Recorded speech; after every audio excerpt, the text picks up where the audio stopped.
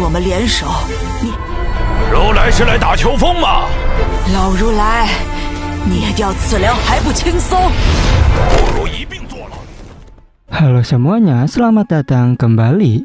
Apa kabar kalian semua? Semoga baik-baik saja. Pada video kali ini kita akan membahas spoiler Donghua yang berjudul Tales of Herding Gods.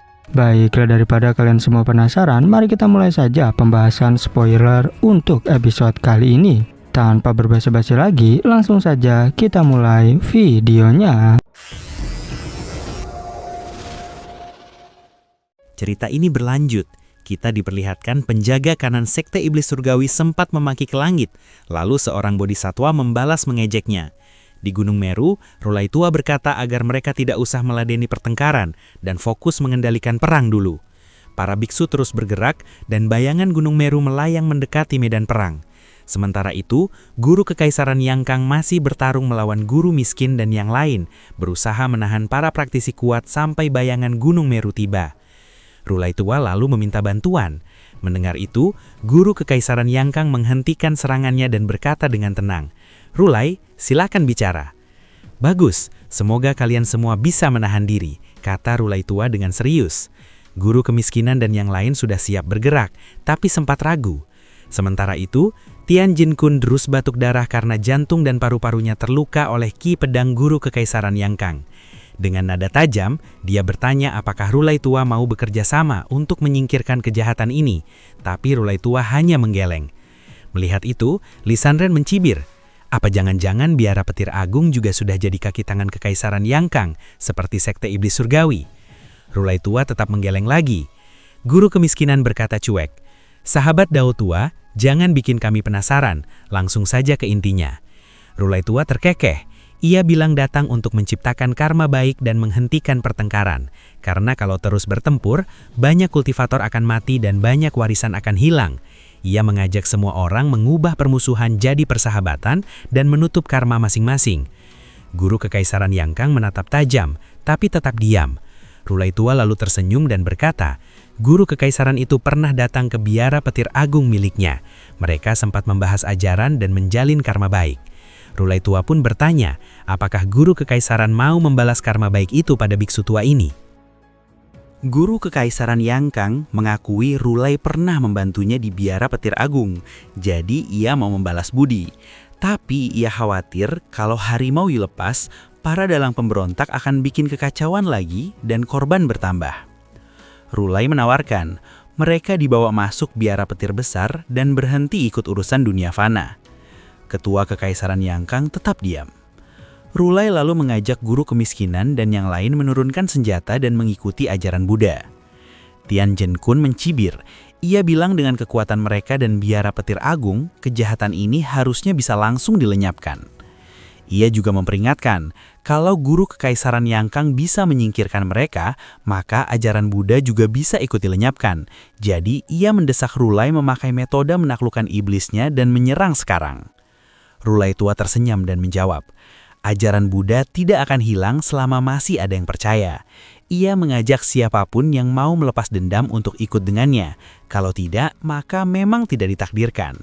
Lalu ia pun pamit untuk pergi. Tiba-tiba, ratusan jenderal kekaisaran Yangkang turun dari langit dan mendarat di belakang guru kekaisaran. Zirah mereka berlumur darah dan niat tempur mereka meledak ke langit.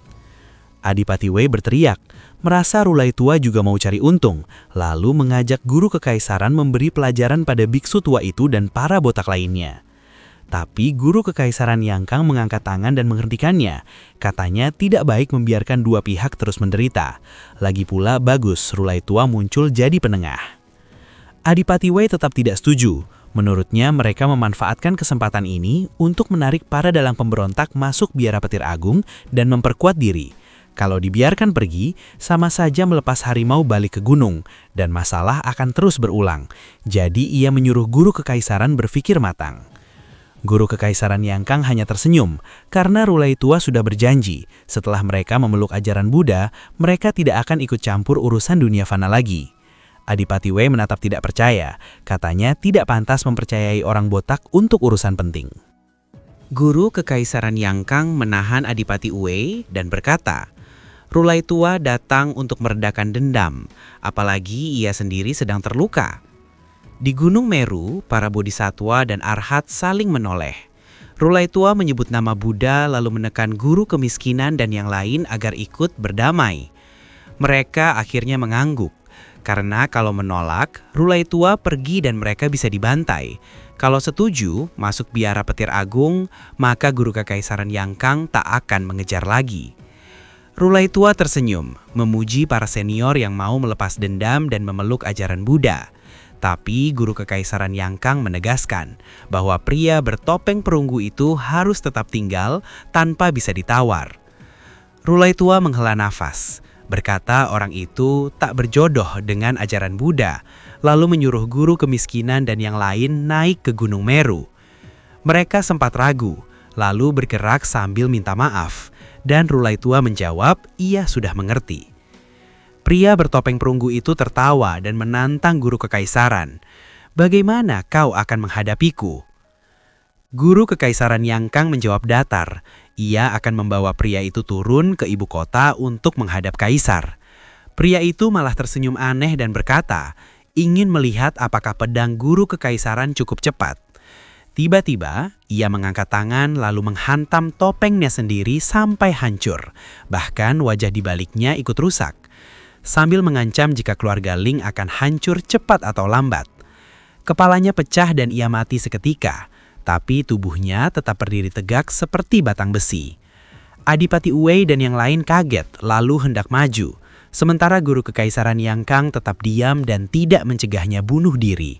Dari jauh, Qin Mu melihat kejadian itu dan ia merasa terkejut. Bagi guru kekaisaran Yangkang, kalimat "akan kubawa ke ibu kota bertemu kaisar" sama saja memaksa pria bertopeng perunggu itu bunuh diri. Soalnya, siapapun dia jelas orang penting di keluarga kerajaan dan sangat dibutuhkan kaisar. Kalau ia ditangkap hidup-hidup lalu dibawa menghadap, kaisar akan dipermalukan. Para menteri ikut goyah, bahkan kaisar bisa terjebak, harus membunuhnya atau tidak. Begitu identitasnya terbongkar, wibawa kaisar akan jatuh, dan rakyat akan bergosip apakah pemberontakan ini ulah orang itu atau justru kemauan kaisar. Dampaknya, nama guru kekaisaran Yangkang bisa melampaui kaisar. Banyak menteri condong padanya. Kaisar jadi curiga, lalu konflik internal meledak membahayakan kekaisaran Yangkang dan juga keluarga Ling. Sebagai bangsawan tinggi, pria bertopeng perunggu itu memilih mengakhiri hidupnya agar identitasnya tidak terbongkar dan keluarga Ling tidak makin dipermalukan. Karena itu, ia sengaja mengubah penampilan dan menghancurkan wajahnya. Guru kekaisaran Yangkang juga tidak menghentikannya karena memang berharap dia bunuh diri. Ia tak ingin membawanya ke ibu kota menghadap kaisar dan mempermalukan kaisar maupun keluarga Ling. Kalau pria itu tidak melakukannya sendiri, guru kekaisaran Yangkang pun akan membantunya. Ini dianggap jalan terbaik. Bila guru kekaisaran Yangkang benar-benar mengawal pria itu pulang hidup-hidup, itu malah terlihat seperti ia ingin memberontak dan merebut tahta. Tapi sebenarnya tahta bukan tujuannya. Ia hanya ingin memakai kekuasaan kekaisaran Yangkang untuk mengejar ambisinya dan menuntahkan 3 perbuatan abadi demi menjadi seorang santo. Dari Gunung Meru, Rulai memberi hormat pada guru kekaisaran Yangkang dan berkata, setelah semuanya selesai, biksu tua ini akan pamit. "Jaga diri, Rulai," kata guru kekaisaran Yangkang. Saat Gunung Meru bergerak ke barat, ia memerintahkan kepala pria bertopeng perunggu itu dipenggal dan dikubur di tempat. Sementara tubuhnya dimasukkan peti untuk dibawa ke ibu kota. Li Sanren hendak bicara, tapi Rulai tua menolak dan mengajak kembali ke gunung karena muridnya yang berdosa sudah kabur dan membawa lengannya. Kalau cepat, mereka masih bisa mengejar.